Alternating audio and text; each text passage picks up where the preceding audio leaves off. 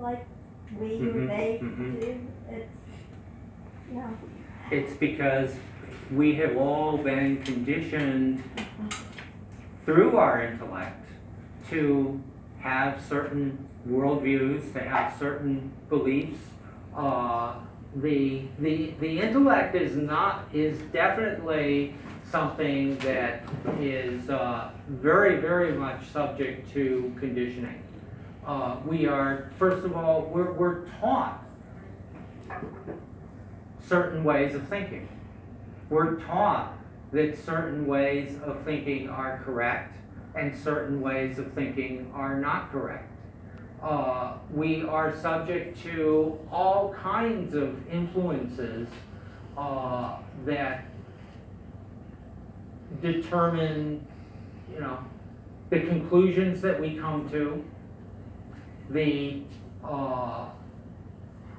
data that we even consider, there, for instance, there's a very strong tendency, and it's been remarked on in particularly in terms of the tendency for people to separate out into various camps, but a very strong tendency to filter out those things that don't conform with our belief system.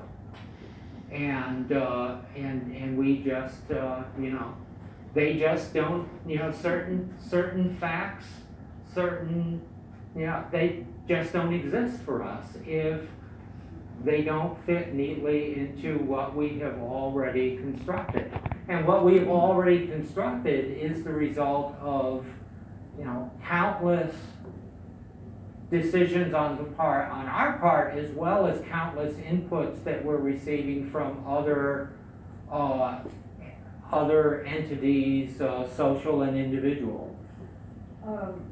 Going back to what you were mentioning earlier about identity, I think there's a crystallization of identity with the intellectual conditioning. And that's what people respond to. They identify with whatever the projection is that they, unconsciously respond to. But more to the point, someone was writing from a group of psychologists, psychiatrists that were commenting on the person in the White House's the people who were attempting to communicate their incredulousness about what was being presented, and how there is an actual psychological condition, I don't remember what it's called, where if you can't identify or resonate with the information, it just goes right by you. It doesn't even connect on a neurological level.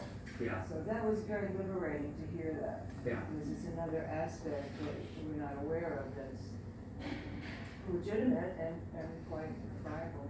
Yeah. And also a little unfortunate. In terms of evolution. Yeah. So we can look at Mercury, and we can look at its sign, its house placement, its aspects, and everything, and we can we can relate all that to what might be the types of conditioning influences to which the mind the intellect is susceptible, and what are the pathways potentially through which the intellect becomes conditioned? What is it likely to respond to most with most resonance? Then we come to Venus. Venus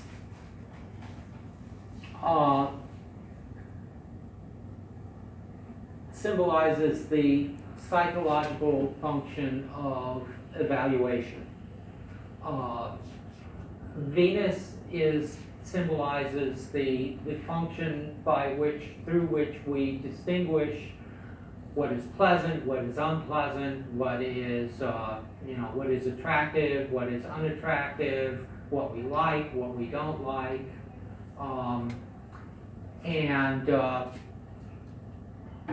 you know, and it's happening all the time, and we can sort of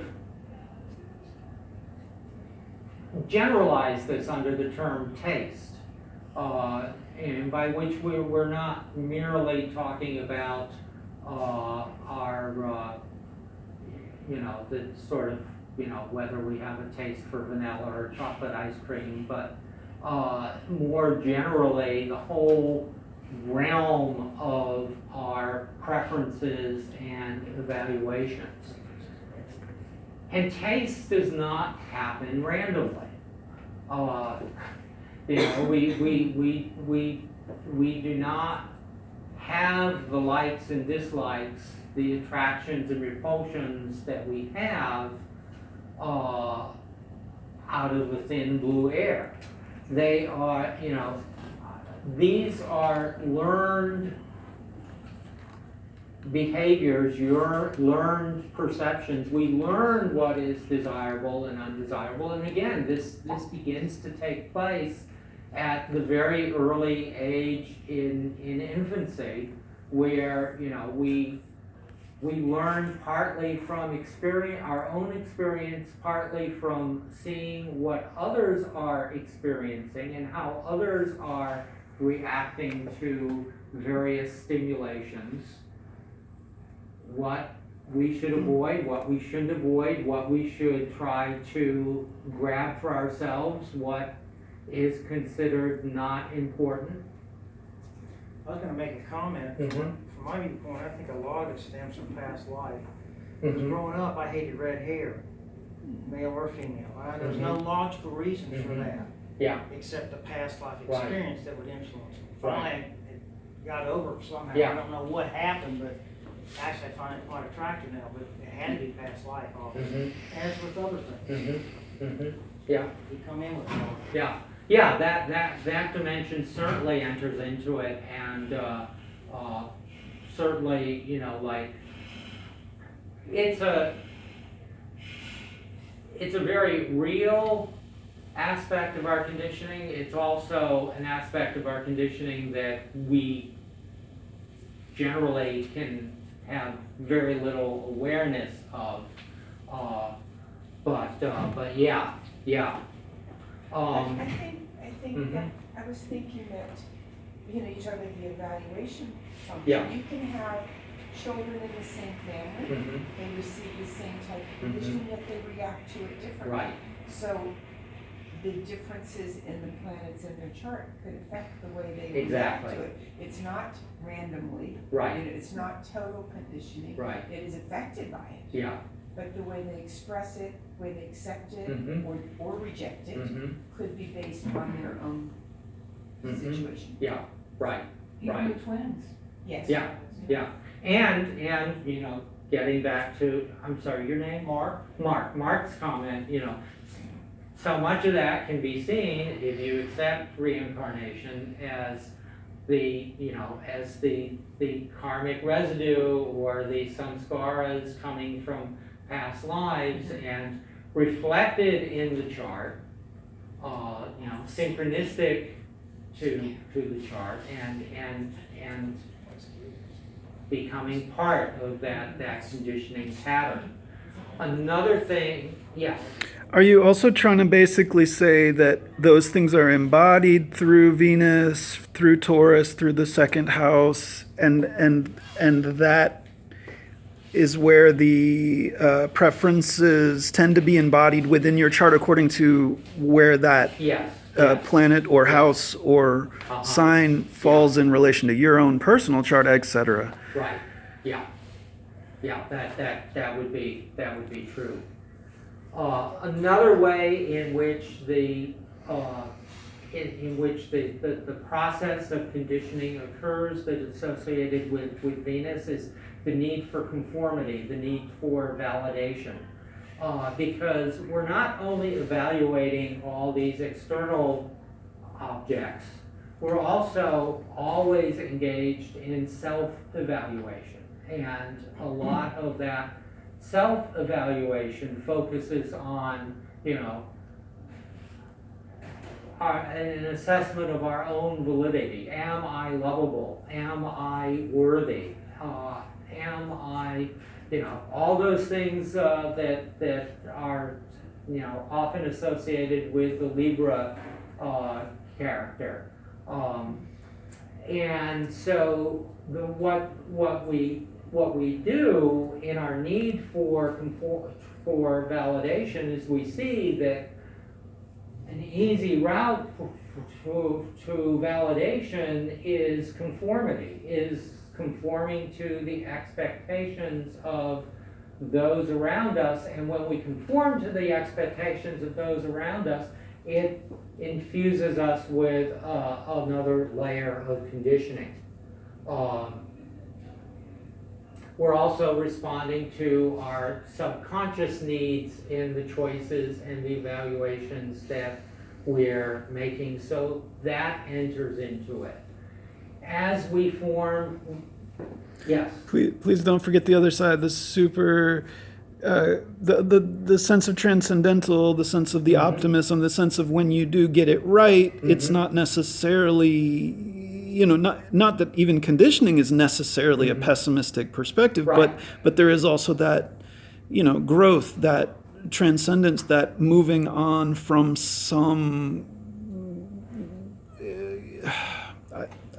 stuck, I want to say Taurus, but Yeah. not to insult Taurus, because that, that's also a Right. very physical, beautiful thing, Yeah. the grounded earth, and yet what I'm getting at is there is the building on those garden rows to create a greater garden that isn't necessarily confined to one little, square foot. Right, right. Or, and I'm a Sag, so I'm going to expand on it. Of course, the other side is to get the detail of that perfection in that one little square foot. And I think that, because I know how you think. Yeah. I'm his wife, so that's a really important piece. I mean, it's more than a piece, it's the Yeah. whole point to Right. you, is that transcendence, is getting to that place of oneness and freedom and real soul liberation. So If I you hope, choose to go there, yeah, so I do hope that you have enough Yeah. time to. Yeah, yeah, And yeah. yeah. Yeah. Get there. So, getting there, as we begin to enter into relationships, we experience, this sort of feedback loop, and we see, how what we do influences the reactions that others have to us, and this also begins to condition our own behavior. And then, on top of all that, we have all of the external influencers that we're all exposed to through mass marketing, et cetera, and all the various mediums. Then we have Mars, which is the desire action principle. Mars is not a free agent. We find that Mars is pretty much going to be determined by the patterns that Mercury and Venus are moving in. So the desire is pretty much an automatic outcome of Venus's evaluative function. If your Venus function decides that something is highly desirable, is highly attractive, then Mars is going to latch onto it and create that desire energy to go after it, and you're going to act in that direction. Mercury, motivated by desire, will plan a route to get there, and create that intentional action. The moon even comes into it, where you have, you have the automatic response mechanism that is associated with the moon, the emotional motivations. Essentially, Mars winds up having no real choice in the matter, and becomes an instrument to the conditioning of everything that's impacting it. We even have Saturn in the MC instructing Mars, the Mars function, in terms of how to behave. Rising above all, trying to rise above all this conditioning. Some antidotes. One is, piercing the intellect with the intellect, using the intellectual function to see through the mechanisms of conditioning, to choose intelligently what is valuable, what is not valuable and should be left behind. Engaging your evaluative function and your intellect to determine what values are real, what is the real, what is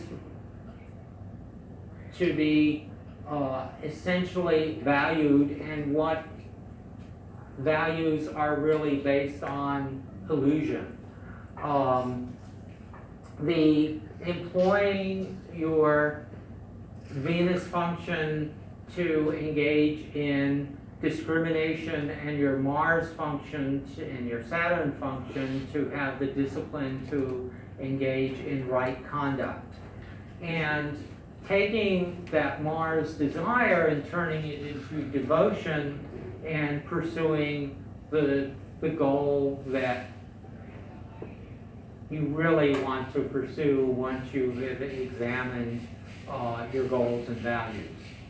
I know this isn't necessarily a self-help discussion, Uh-huh. but valuing the real. Yeah. Define real. Well. And tips on how to value it, because Yeah. Neptune's going to get involved Yeah, here. right, yeah. Well, the real is something we all have to determine for ourselves, but a key, a touchstone is, how permanent is it?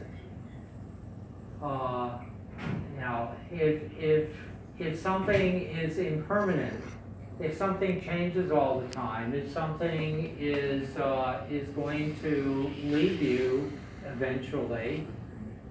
And how much of our perception is based on ego, like what we want to see rather than what really is? Well, Because, that's where piercing the intellect with the intellect comes in. Getting through it so that because you understand.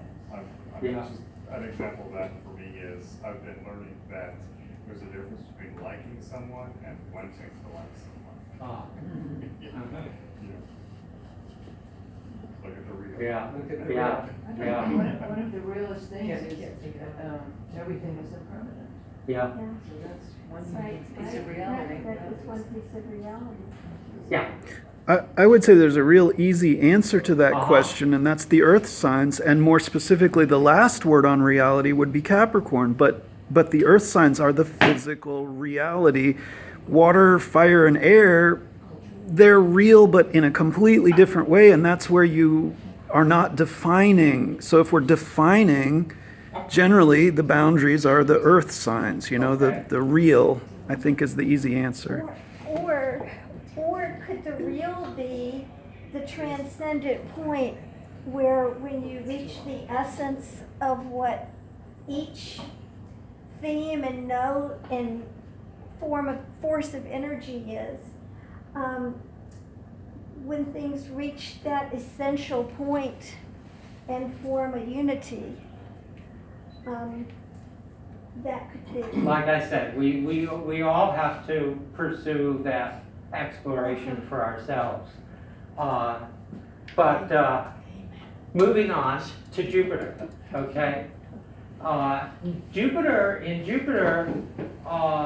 we have the social force of conditioning. And we often don't think of Jupiter in these terms. But in this little glyph, we have the world enclosed in the Jupiter glyph.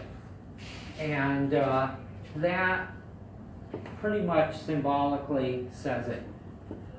Jupiter, the functions which Jupiter symbolizes in the psyche and in the chart, active society's carrot in terms of inducing us to abide by the social conditioning that we have all received. Jupiter, the planet, remember, is named for Jupiter the god. And Jupiter the god was the king of the pantheon. Zeus, yes. A beneficent ruler, but a ruler. The Jupiter is associated with expansion, but it's expansion up to a point. It's expansion within defined limits. If we have unlimited expansion, we get Neptune. We get, we get that total diffuseness, that expansion really into infinity. But Jupiter is not like that. Could it be said in part because of Capricorn and Scorpio, relatively speaking? I see. Why is Jupiter not like that? In terms Jupiter is not like that because the functions which Jupiter is associated with is it is within the orb of Saturn, and therefore it is contained, and it is also committed to the established order. It's committed to the established order in a beneficial way, in a liberal way, up to a point. We can see this rather easily, I think, if we take a look at the ninth house that Jupiter rules, and take a look at at what is associated with the ninth house, and see how they are instruments of societal conditioning. We have religious institutions. We have educational institutions. We have philosophical frameworks. These all implement and communicate a worldview that is designed to create a beneficent order. And even that word, I keep coming back to, but Pisces and Neptune can do that too in their own watery way, so to speak. Mm-hmm. So I'm feeling a blurred part to those lines. And maybe even that concept of having a blurred part to those lines is that same question or answer, you know what I mean, in terms of like, I thank you for trying to answer that question. It may be an eternal question for aspects of Jupiter, but similarly maybe an eternal question for aspects of Pisces. Yeah. Well, Jupiter co-ruled Pisces, and understood. So Jupiter was the classical ruler of Pisces. So we'll go from there. So I think that Jupiter establishes a hierarchy. It's more hierarchical. I would say that's Capricorn again, but go ahead. Look at religious institutions and educational institutions. There is a but freedom. Those create the boundaries of expansion. That's Capricorn to me. Capricorn is Or even general, Virgo at the just other end. philosophical boundaries, that's what he's talking about, that's my perspective anyway. So that's where the limits are, and So then like Pisces dissolves the boundaries. That's the difference between the two. And potentially Sagittarius also in the fiery way dissolves the boundaries. Well, but Sagittarius, Yeah. Sagittarius, Sagittarius is expansive. Sagittarius is, like questing and everything. But Sagittarius is also can be very judgmental. When Sagittarius decides that, See, I would say that's Aries for the sake of being opinionated, and that essence of Aries, the cardinal fire sign, is the same thing in Leo and Sagittarius. So that part of Sagittarius, I agree. Anyway, we need to move on. What were you just saying about Sagittarius can be very judgmental When they have a belief and they have determined that their belief Is true. the correct one. Of course it is. I'm always right. I never make a Yeah, mistake. yeah. Okay, let's move on to the outer planets. The priest, yeah. Because with the outer planets, we have we have two things related to conditioning. One is that the outer planets are these signifiers in the chart of karmic conditioning, of that conditioning that is coming from our past lives. They also show us a pathway to liberation from our conditioning, or at least the conditioning that we choose not to, that we choose to rise above. So they're also, however, symbolize very powerful subconscious forces which can in themselves be instruments of very powerful conditioning on the psyche. So it works both ways. So with respect to the karmic aspect, we look at evolutionary astrology, and and evolutionary astrology tells us that we can look at Pluto as the signifier of what are our unconscious security needs and issues that have been derived from our past karmic experience. These are things that have very powerful influences in our psyche, very powerful influences manifesting through the psyche, through projection, etc., often in our lives. And we can look at the chart, we can look at Pluto, and we can see some of where this is coming from. Mark Jones posited that Uranus tells us where past life trauma is being held in the Akashic memory, where and affecting our current life consciousness and experience. The South Node embodies the residues of our karmic past life experience and how that is conditioning our present life. And the North Node represents our evolutionary goal, where evolutionarily we want to move towards, which often will involve overcoming and rising above our South Node conditioning. Okay, let's take a look at each of these planets in more detail and from different perspectives. So Uranus is one thing that Uranus is associated with is individuation and seeking identity.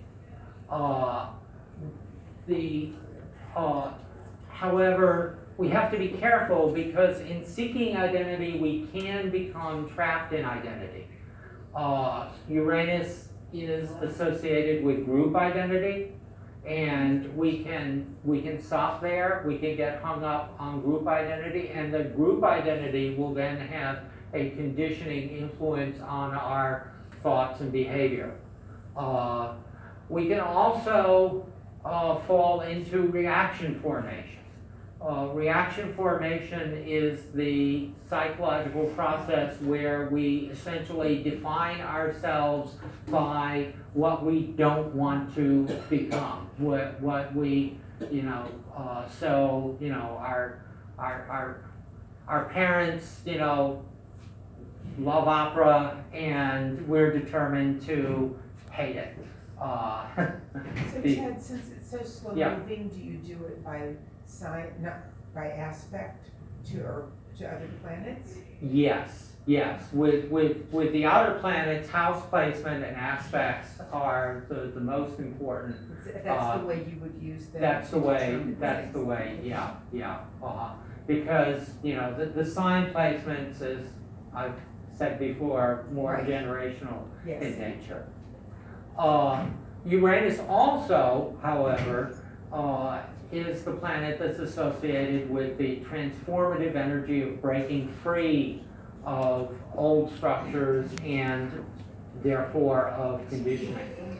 And it does so primarily through two mechanisms. One is receiving revelation from the higher mind, those sudden insights that allow us to break through the old patterns of thought. And the second one is individuation, which by definition is a process of deconditioning ourselves from the conditioning of the collective consciousness. Say that last sentence again, if you don't mind. Sure. Individuation, by definition, is the process of deconditioning ourselves from the conditioning of our collective consciousness. The premise is that we are all, to a certain extent, products of the collective consciousness, and some are so conditioned by the collective consciousness that they are unconsciously ruled by the collective consciousness. And in order to become more the unique individual which we essentially are, we need to